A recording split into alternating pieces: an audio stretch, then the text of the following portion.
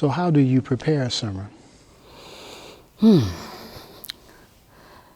know, early on, because so much of my gift was a surprise to me, my planning process was pretty chaotic, pretty disorganized. And then over time, I just got tired of being frustrated with the process. And so I did some additional study to try to at least get some sense of structure for myself. But I begin with me. I do. I tend a lot to my interior life, and I take preaching seriously. And so I can't prepare a sermon if I'm not prepared. Spend a lot of time with the Lord. Spend a lot of time in contemplative practices. So I prepare myself, but believe it or not, I prepare my space. I can't write or think in a messy or space that's just not organized. But I begin with the text. I begin to select a text, sit with it, meditate with it, reflect on it. I'll walk with it, recite it out loud, but I'll sit with a text for a while.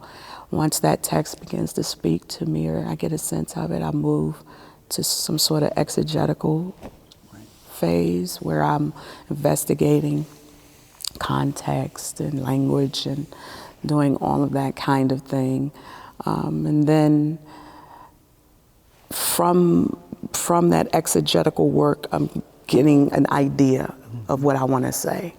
It might not be fully fleshed out, but I'm starting to get seed about what I want to say, and whatever it is I want to say is coming directly from what the text has already said. Then I kind of move into commentaries, seeing what other folks have to say, seeing how wrong I am, or if I'm on the right path. And then the meat of it, the bulk of it, the work of it, the thing that takes the most amount of time for me is the writing. I'm a manuscript preacher, and the organizing of the ideas and kind of tying it together, figuring out what illustration and what would fit here, and does the logic of flow make sense? And but that takes time for me.